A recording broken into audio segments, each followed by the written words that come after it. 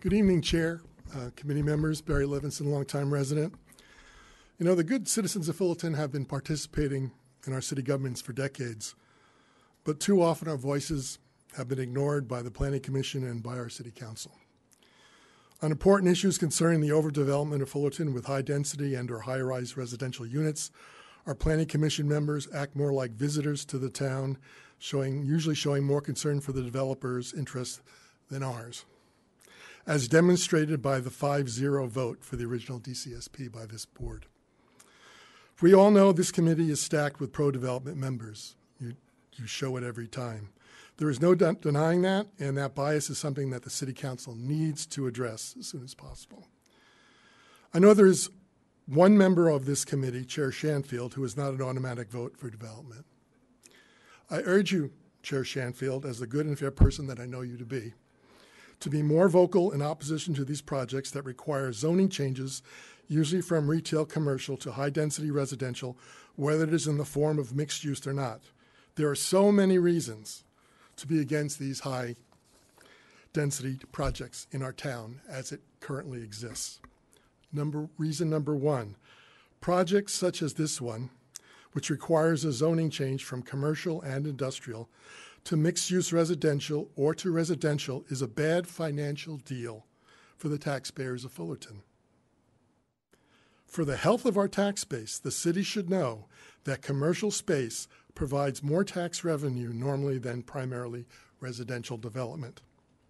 This city, in past meetings, has acknowledged that we are very underrepresented by having currently only about 6% retail commercial property mix in the city itself. The proposal here tonight will only help to make that mix even smaller. 3, we are still suffering from a 5+ year drought, which has greatly impacted anyone who has property with plants or grass. Yet the city wants to add new development, which will only make the demand for water that much greater. That's the only thing that's important, the total usage of water, not how efficient a particular unit is. It would seem that those who plan to vote yes for this and other new projects apparently do not care about our current sacrifices, since your vote will only make our water shortages worse. 4, the issue of traffic, horrible roads, and overcrowding will only get worse if you continue to approve these high-density, multi-story developments.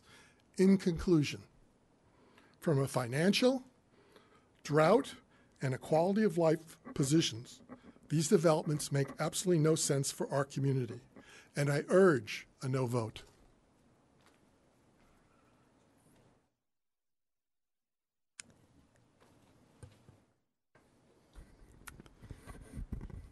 Mr. Levinson hit it right on the money, and so did Mr. Ferguson. And I want to add to some things here. I'm glad somebody showed up from the chamber, because what Mr. Irons brought up is a really sad indictment of our Chamber of Commerce's dismal, miserable failure to attract a gold mine to our community.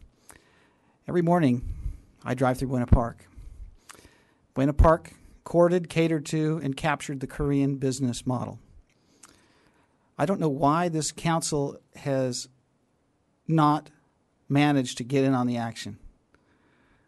My wife's Korean, and when we go shopping, we have to go to Buena Park to the Hanam chain grocery store. Why do I have to go to Buena Park? Fullerton's on the map in Korea. Sunny Hills High School's on the map in Korea.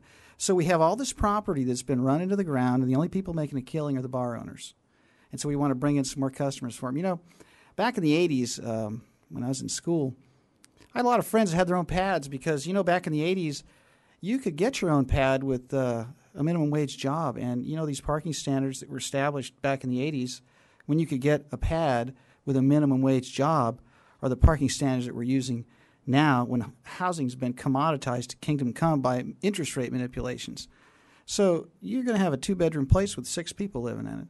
And so all these illustrations, according to Mr. Wong, with his qualitative analysis, don't show any cars on the street and all these virtual reality displays that he had.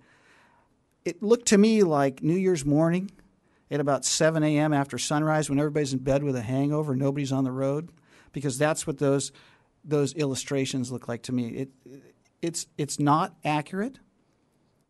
It is not ethical to push a product like this. and claim that this is the solution to that area's problem. The problem with that area is city planning. The problem with that area is our Chamber of Commerce. And the solution is more jobs, not less. The solution is courting people who want to come here and set up shop so people can go out and get a job and not have to drive 100 miles to work. And we don't have the water. And we really have to look at what we're doing. No one is looking at the big picture here. And I have to tell this gentleman, Mr. Wong, this is a beautiful project. It's gorgeous. I really believe it is. And it saddens me that he has to come here and